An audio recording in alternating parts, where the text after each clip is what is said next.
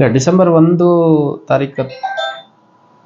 1ನೇ ತಾರೀಕು ಧಾರವಾಡ ಚಲೋ ಅನ್ನುವಂಥ ಒಂದು ಬೃಹತ್ ಪ್ರತಿಭಟನಾ ರ್ಯಾಲಿಯನ್ನು ಜನಸಾಮಾನ್ಯರ ವೇದಿಕೆ ಯುವ ಜನರ ಚಳವಳಿ ಇವರು ಯುವ ಜನತೆಯ ಹಕ್ಕೊತ್ತಾಯಗಳನ್ನು ಇಟ್ಕೊಂಡು ಅದರಲ್ಲಿ ಮುಖ್ಯವಾಗಿ ನೇಮಕಾತಿ ಮತ್ತು ವಯೋಮಿತಿ ಸಡಿಲಿಕೆ ಹಾಗೂ UPSC ಕೇಂದ್ರ ಸರ್ಕಾರದ ಕೆಲವು ಉದ್ಯೋಗಗಳಿಗೆ ಕನ್ನಡದಲ್ಲಿ ಪ್ರಶ್ನೆ ಪತ್ರಿಕೆ ಬರಬೇಕು ಅಂತ ಇನ್ನೂ ಹಲವಾರು ವಿಷಯಗಳನ್ನ ಇಟ್ಕೊಂಡು ಒಂದು ಪ್ರತಿಭಟನೆ ಮಾಡಲಿಕ್ಕೆ ಯೋಚಿಸಿದ್ರು. ಹಾಗೂ ಸಾಮಾಜಿಕ ಜಾಲತಾಣಗಳಲ್ಲಿ ರಾಜ್ಯಾದ್ಯಂತ ವಿದ್ಯಾರ್ಥಿಗಳಿಗೆ ಕರೆ ಕೊಟ್ಟಿರುವಂಥದ್ದು, ಅದರಲ್ಲಿ ಸುಮಾರು 30,000ಕ್ಕೂ ಹೆಚ್ಚು ಜನ ವಿದ್ಯಾರ್ಥಿಗಳು ಬರಬೇಕು ಅನ್ನುವಂಥದ್ದು ಅವರ ಒಂದು ಕರೆಯಲ್ಲಿತ್ತು. ಅದರ ನಡುವೆ ನಾವು ಪರಿಶೀಲನೆ ಮಾಡಿದಂಥ ಸಂದರ್ಭದಲ್ಲಿ ಸಾಮಾಜಿಕ ಜಾಲತಾಣಗಳಲ್ಲಿ ಅಹೋರಾತ್ರಿ ಧರಣಿ ಮಾಡಬೇಕು ಮತ್ತು ಜಂಕ್ಷನ್ಗಳನ್ನ ಬಂದ್ ಮಾಡಬೇಕು, ಈ ರೀತಿಯೆಲ್ಲ ಕೆಲವು ಹೇಳಿಕೆಗಳನ್ನು ಕೊಟ್ಟಿರುವಂಥದ್ದು ನಾವು ಗಮನಿಸಿದ್ದೇವೆ.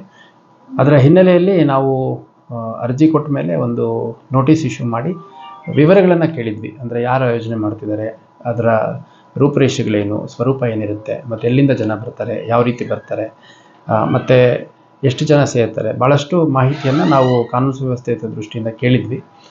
ಅದಕ್ಕೆ ರಿಪ್ಲೈ ಕೊಟ್ಟಿದ್ದಾರೆ, ಆದರೆ ತುಂಬ ಇನ್ಸಫಿಷಿಯೆಂಟ್ ರಿಪ್ಲೈ ಕೊಟ್ಟಿರೋದರ ಹಿನ್ನೆಲೆಯಲ್ಲಿ ಮತ್ತು ಇದೆಲ್ಲದರ ಹಿನ್ನೆಲೆಯಲ್ಲಿ ಯಾವುದೇ ರೀತಿಯ ಅಹಿತಕರ ಘಟನೆ ನಡೀಬಾರ್ದು ಅನ್ನೋದ್ರ ಉದ್ದೇಶದಲ್ಲಿ ನಮ್ಮ ಸ್ಥಳೀಯ ಅಧಿಕಾರಿಗಳೇನಿದ್ದಾರೆ ಅಲ್ಲಿನ ವಾಸ್ತವವನ್ನು ಪರಿಶೀಲನೆ ಮಾಡಿ ಅವರ ಅರ್ಜಿಗೆ ಅನುಮತಿಯನ್ನು ನಿರಾಕರಿಸಿದ್ದಾರೆ.